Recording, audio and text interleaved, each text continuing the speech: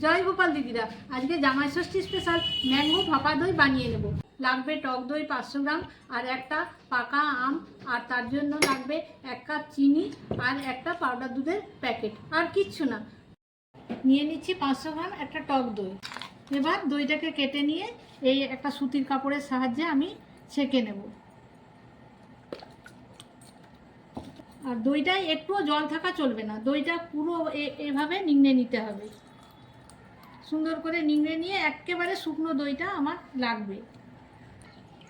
এই ফ্রেশ সুতির কাপড়টা দিয়ে আমি খুব ভালোভাবে দইটাকে ছেঁকে শুকনো করে নিতে হবে, তারপরে আমি ভাপা দইটা বানাবো। এবার আমটা আমি খোসাটা ছাড়িয়ে নিচ্ছি।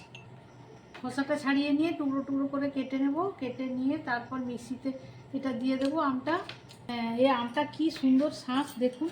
আর এইভাবে কাট লাগিয়ে দিচ্ছি। কাট লাগিয়ে এবার এভাবে আমটাকে কেটে নেব সুন্দর করে।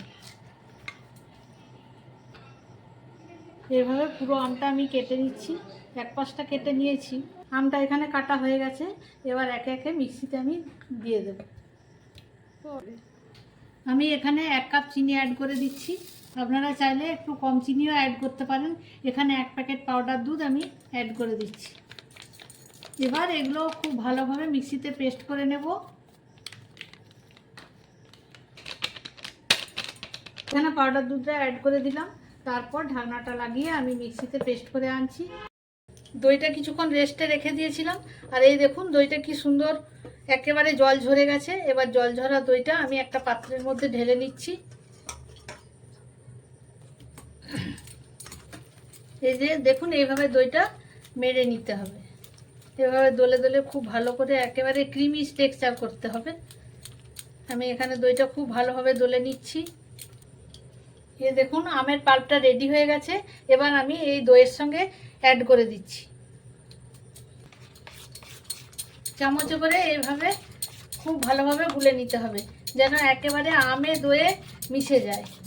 কোথায় আছে না আমে দইয়ে একাকার, সেরকম। এই দেখুন আম আর দই দিয়ে একটা স্মুথ বেটার তৈরি করতে হবে। এবার আমি এর মধ্যে 2টো এলাচ গুঁড়ো করে অ্যাড করে দেব। তারপর আমি যে পাত্রে দইটা বানাবো তার মধ্যে এটা ঢেলে দেব।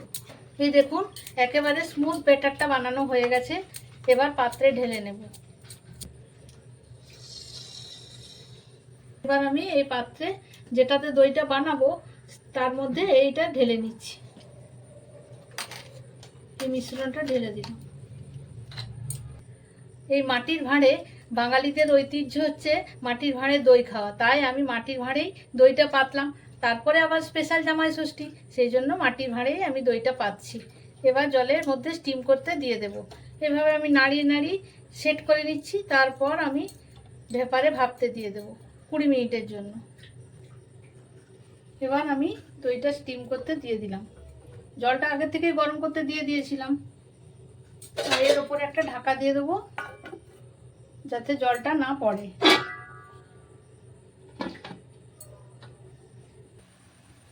এই দেখুন এখানে দই প্রায় রেডি হয়ে গেছে। আর 20 থেকে 25 মিনিট আমি ভাপিয়ে নিয়েছি। এটা এবার ঠান্ডা হয়ে গেলে ভালোভাবে সেট হয়ে যাবে। তারপর পরিবেশন করা হবে জামাই ষষ্ঠীর দিন। আম দিয়ে নানান রেসিপি তৈরি হয়, আর ম্যাঙ্গো ভাপা দইটা বাড়ির গাছের আম দিয়েই বানিয়েছি। আর এটা দিয়ে গার্নিশ করে নিলাম। আর এই আম দিয়ে আমসত্ত্ব বানিয়েছি। আর পরবর্তীকালে এই আম দিয়ে মিষ্টি বানানোর ইচ্ছে আছে, আপনাদেরকে শেয়ার করব। বাড়ির গাছের এত সুন্দর আম থাকতে বাইরের থেকে দই কিনে আনার দরকারই বা কী। জামাই ষষ্ঠীর এই বিশেষ দিনে নিজে হাতে দই বানিয়ে জামাইকে খাওয়ানোর আনন্দটাই আলাদা। বাড়িতে ভালো পাকা আম থাকলে আপনারা অবশ্যই ট্রাই করে দেখতে পারেন, দেখবেন খেতে খুব ভালো হয়।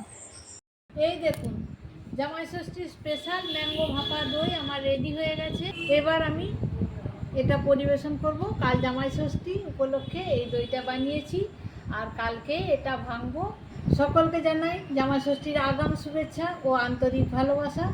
আর এরকমভাবে আমার ভিডিওতে লাইক কমেন্ট শেয়ার করবেন, তাহলে আপনাদের ভালোবাসায় আমি অনেকটা পথ এগিয়ে যেতে পারবো। নমস্কার।